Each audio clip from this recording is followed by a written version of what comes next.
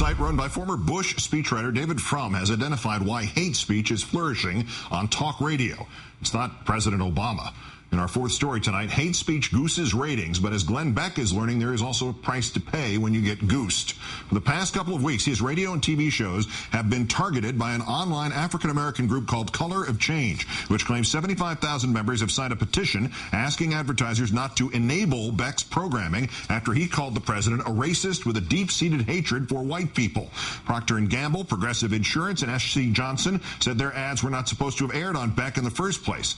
Not so lawyers.com. Until now, quote, we have suspended further advertising during Mr. Beck's program. And now this, quote, as of August 4th, Geico no longer runs any paid advertising spots during Mr. Beck's program. And this, after reviewing his recent incendiary comments, Men's Warehouse has decided to remove our advertising. And now after joking about poisoning Speaker Pelosi comes this. Sargento, the cheese company, have made the decision to exclude that program from our future ad rotation. As conservative talker Michael Medved explained to David Frum's site, in this economic environment, you have something of a push to be outrageous, to be on the fringe, because what you're desperately competing for is P1 listeners, those who listen most often. The percentage of people on the fringe who are P1s is quite high.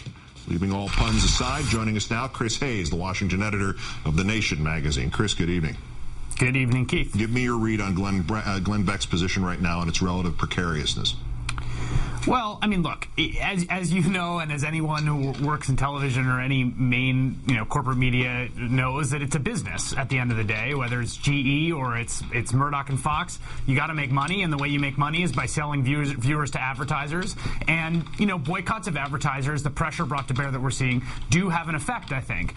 The question is, is this the kind of thing that's going to die down? I mean, there is this cost-benefit issue that you sort of highlighted in the intro, which is that, for every advertiser you drop, if this is the kind of thing that gets ratings, there's going to be other people out there who are going to fill their spaces. I mean, in some sense, the deep problem is the fact that this is something that a lot of people unfortunately want to watch. Yeah, but unfortunately, if your advertising base now becomes Guns and Ammo magazine, gold. There's lots of gold on Fox. That's sort of categorize this for me, because it would seem on there's a moral level, and then there's a as you said, cost-benefit analysis level. What are the differences between this story and what ultimately cost Don Imus his TV show? I mean, is accusing a president of racism somehow not as bad as expressing racist sentiments against women college basketball players? Is one worse than the other, or aren't they equivalent in some really measurable way? It's a really interesting comparison. I mean, I think it's interesting to kind of meditate for a second on what the differences are, because I think, you're right. As the substance of what's being said there is sort of equally vile in both cases. It's not quite as explosively toxic in the case of what Beck said. I mean, the Glenn Beck show is really, really crazy and upsetting and offensive and vile in a lot of ways. And there's stuff that's coming out of that of him and of that show that I think is really over the top and crosses these sorts of lines.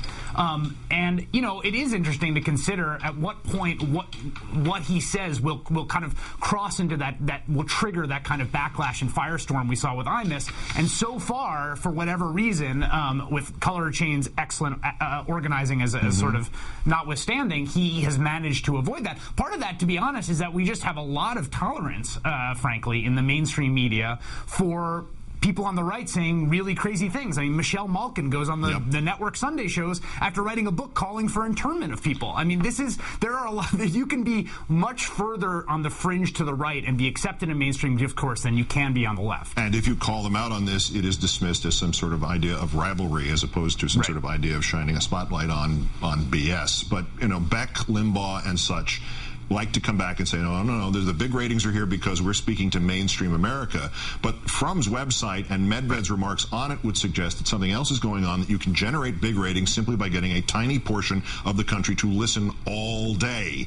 What are the implications of this just for political discourse, just for for what the politicians think they're hearing?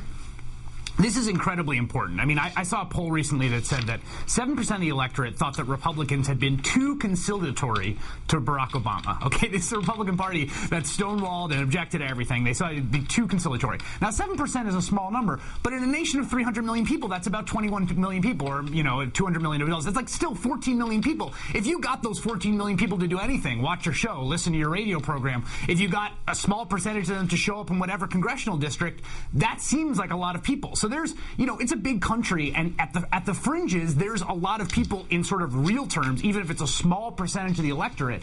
And one of the things that's so disturbing and frustrating about the discussion we're having about healthcare is that fringe is being confused for the mainstream in a way that I think is really deleterious to how we are having a conversation about these big national issues. Well, at least they have a good symbol for confusing the fringe for the mainstream, and Glenn Beck. Chris Hayes of The Nation, always a pleasure. Thank you, sir. Thank you, Keith.